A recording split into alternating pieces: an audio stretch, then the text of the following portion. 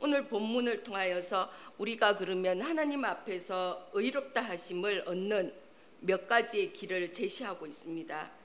그렇다면 하나님 앞에서 의롭다 하심을 얻으려면 우리는 어떻게 해야 할까요?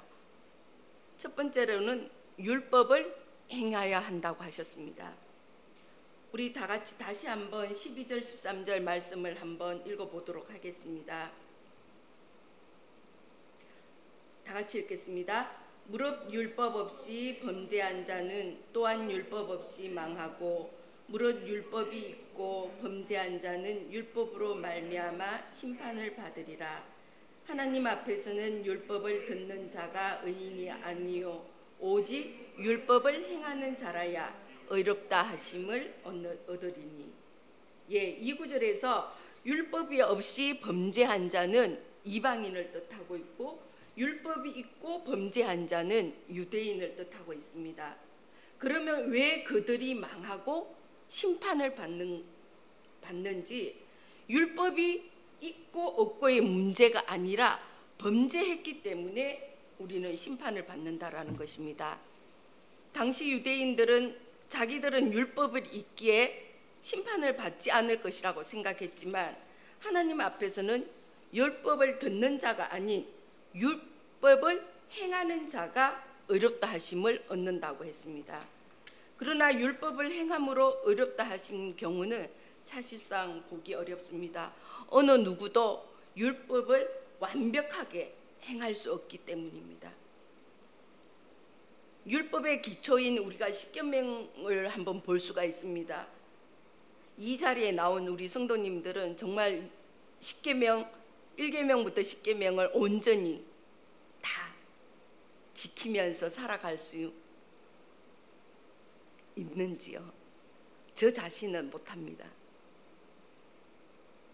아마 이 자리에 앉은 우리 성도님들도 마찬가지일 거예요. 가장 기초적인 것인데도 불구하고 우리는 그것을 다 행하지 못하고 있다는 거예요.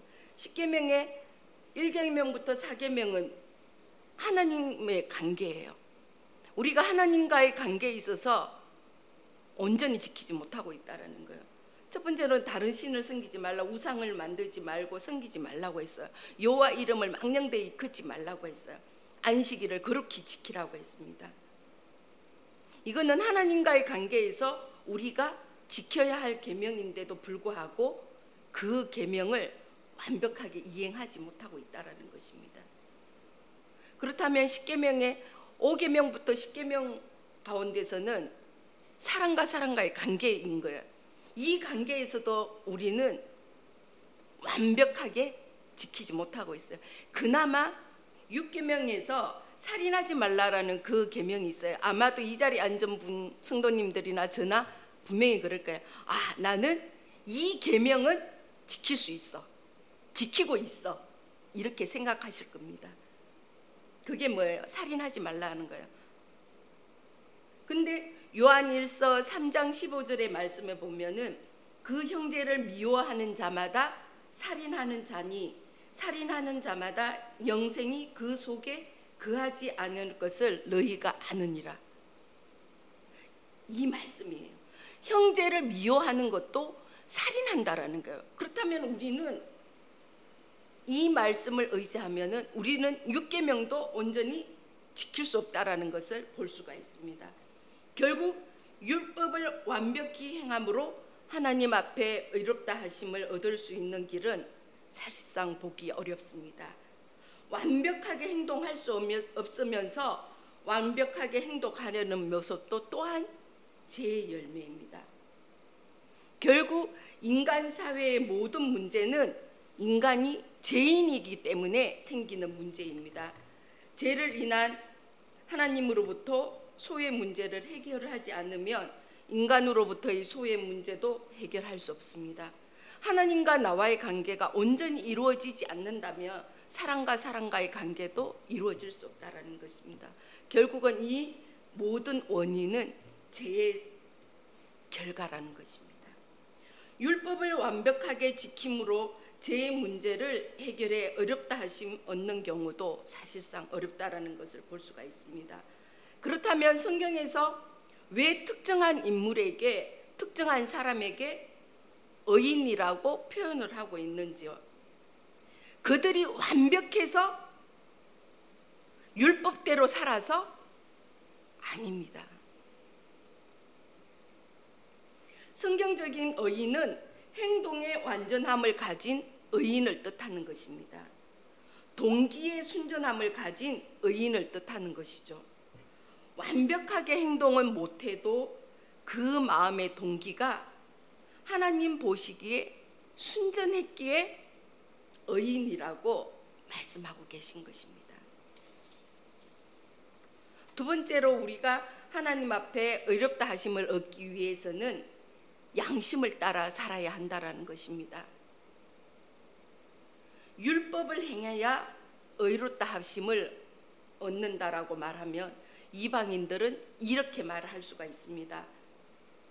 우리에게는 율법을 주지 않았는데 어떻게 율법을 행할 수가 있느냐고, 도리어 불공평하고 모순된 말이 아닌지요 하면서 얘기할 수가 있습니다.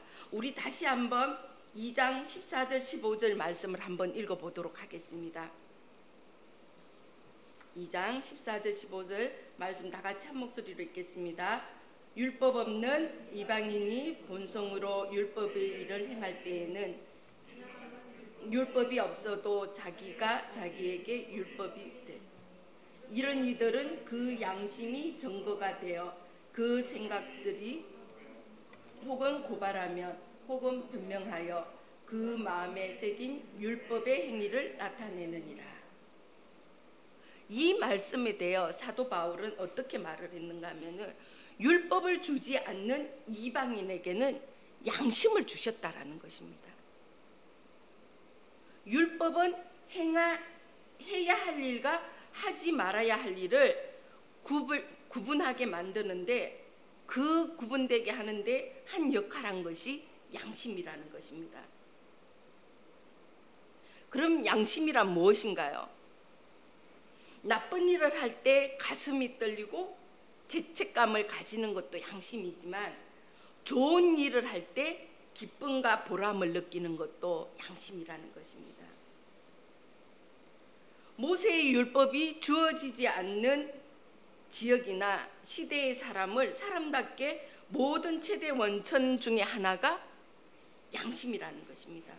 왜 노아 가족들이 홍수에서 구원을 받았는지요? 율법은 없었지만 하나님이 주신 양심의 법을 따라 충실하게 살았기 때문입니다. 내면에 숨겨진 하나님의 희미한 음성의 양심 때문이죠. 양심을 통해 사람이 어느 정도까지 변화될 수 있고 사회도 어느 정도 정화가 될 수 있습니다.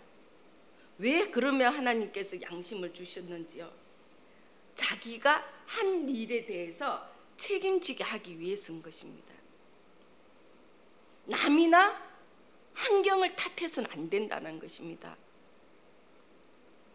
우리는 무언가가 했을 때 나는 아닌데 내 옆에 있는 사람으로 인해서 또 누군가의 사람에 의해서 이렇게 하는 그런 모습들을 우리가 자주 볼 수가 있습니다. 남이나 환경을 탓하는 것이 아니라 바로 자기 양심대로 살지 않은 것입니다. 남 탓은 결국은 하나님 앞에서 고려할 대상이 될 수 없는 핑계와 변명에 불과하다라는 것입니다. 우리는 어떤 상황에서든지 양심에 따라 행동하는 것이 중요하다는 것입니다. 그럼 하나님께서 주신 이 양심의 법으로도 우리는 하나님의 존재와 하나님의 뜻을 알 수가 있다라는 것입니다. 특히 율법을 주시지 않는 이방인은 그 양심의 법에 따라 심판하실 것입니다. 그러나 양심의 법대로 온전하게 사는 사람이 없기에 양심대로 살아감으로 의롭다 하심을 얻는 길도 사실상 어렵다고 말할 수가 있습니다. 그럼 세 번째로 우리가 하나님 앞에 의롭다 하심을 얻기 위해서는 예수 그리스도를 영접해야 된다라는 것입니다. 율법대로나 양심대로 온전히 살 수 없다면은 우리는 예수 그리스도를 영접해야 된다는 것입니다. 다시 한번 우리 16절 말씀을 다 같이 읽어보도록 하겠습니다. 16절 말씀입니다. 곧 나의 복음에 이른 바와 같이 하나님이 예수 그리스도로 말미암아 사람들의 엄밀한 것을 심판하시는 그날이라. 이 말씀은 예수 그리스도의 영접하느냐 안 하느냐에 따라 심판하신다라는 말씀입니다. 겉으로는 아무리 경건한 모습을 가지고 있다 할지라도 그 마음의 부패는 하나님은 다 아시고 계신다라는 거예요. 우리가 아무리 교회 와서 열심히 거룩한 척 하지만 내 마음 안에 온전히 예수 그리스도를 영접하지 못하는 것은 심판의 기준이 될 수가 있다라는 거예요.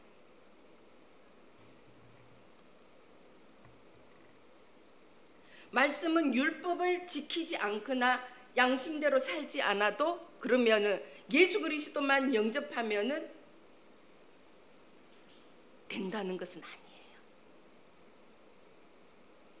의롭다 하심을 얻는 핵심의 조건은 예수님을 내 마음에 모시고 사는 것입니다. 모든 죄는 하나님을 내 마음에 두기 싫어하는 것이기에 그 마음에 죄가 들어왔다는 것입니다. 모든 죄를 극복하는 길은 예수 그리스도를 내 마음의 중심에 두고 살아가야 한다는 것입니다. 우리의 죄를 위해 돌아가신 예수 그리스도를 영접함으로 인하여서 우리가 온전히 하나님 앞에 의롭다 하심을 얻을 수가 있다는 것입니다. 예수님을 영접하는 것은 우리 인생에 있어서 가장 행복하고 복된 일입니다. 죄인은 오직 예수님 안에서 예수 그리스도를 영접해야만이 의인이 될 수 있기 때문입니다. 사실 사도 바울도 전적으로 율법만 중심적으로 살았던 사람입니다. 근데 사도 바울이 깨닫고 나서 예수 그리스도를 얻기 위해서 자기가 가진 모든 것들은 다 배설물로 여기고 복음을 전파하는데 자기 생애를 바쳤던 사람입니다. 예수 그리스도 안에서는 양심마저 타락해서 희망이 없던 사람들도 새롭게 변화될 수가 있습니다. 우리가 그 예로 가장 볼 수 있는 것이 삭개오입니다. 삭개오는 모든 사람들이 다 매국노라고 싫어했던 사람입니다. 그래서 자기 자신도 포기했지만 그가 예수 그리스도를 만남으로 인해서 삭개오의 삶이 변화가 되었습니다. 어떤 죄인도 예수 그리스도를 영접하면은 새롭게 변화될 수 있다라는 것입니다. 우리가 중요하게 여겨야 할 것은 경건한 척하는 것이 아니라 영성이 있는 척하는 것이 아니라 온전히 예수 그리스도를 온전히 붙잡고 살아가야 한다는 것입니다. 예수님을 붙잡고 은혜 안에 들어와야지만이 우리가 그 은혜를 오용되지 않게 한다는 것입니다. 우리가 예수 그리스도를 영접했다고 하면서도 우리는 예수 그리스도를 오용하는 경우가 너무너무 많아요. 한 주간 동안 살면서 세상에서는 온갖 죄를 다 지어요. 온갖 나쁜 행동들은 다 해요. 그러면서 주일날 주님 전에 나와서는 온갖 거룩한 척은 다 하고 있다는 거예요. 그러면서 정말 눈물 흘리면서 하나님 앞에 떨리는 목소리로 기도하죠. 하나님 이 죄인을 용서해 달라고. 우리는 이렇게 은혜를 오용되게 한다라는 것입니다. 결코 우리는 예배를 영혼의 죄를 세탁하려고 일주일마다 돌리는 자동 세탁기가 되어서는 안 된다라는 것입니다. 은혜를 오용하지 말고 예수 그리스도를 내 마음에, 내 중심에 두고 살아갈 때는 우리가 부족함이 없도록 늘 하나님께서 우리에게 은혜를 채워주신다라는 것입니다. 그러한 예수 그리스도를 온전히 붙잡고 살아가는 우리 성도님들 되시기를 간절히 바라겠습니다. 사랑하는 성도 여러분, 우리의 믿음을 돌아보는 한날이 되시기를 간절히 바랍니다. 우리의 구원을 확인할 수 있는 시간이 되시기를 간절히 바라겠습니다. 그렇다면 어떻게 해야지만이 온전히 내가 구원함을 받았다라는 것을 생각할 수 있는가? 그 말씀이 바로 데살로니가 후서 5장 16절부터 18절 말씀입니다. 항상 기뻐하라, 쉬지 말고 기도하라, 범사에 감사하라. 이것이 그리스도 예수 안에서 너희가 행하신 하나님의 뜻이니라. 우리의 구원은 어떤 상황에서도 기쁨을 얻을 수가 있다라는 거예요. 비록 우리가 지금 현재 코로나로 인해서 많은 어려움이 있다 할지라도 이것조차도 지금 이 상황 속에서도 예수 그리스도가 우리와 함께하여 주신다라는 그 사실을 믿고 나아갈 때 우리의 마음이 우울한 마음이 기쁜 마음으로 바뀐다라는 것입니다. 그리고 우리에게는 속죄와 영생을 가졌기 때문입니다. 우리의 구원은 어떤 상황 속에서도 기도와 말씀으로 해결할 수 있다라는 것입니다. 우리가 받은 이 구원을 어떤 상황 속에도 감사할 수 있는 우리 사랑하는 성도 여러분 다 되시기를 간절히 바라겠습니다.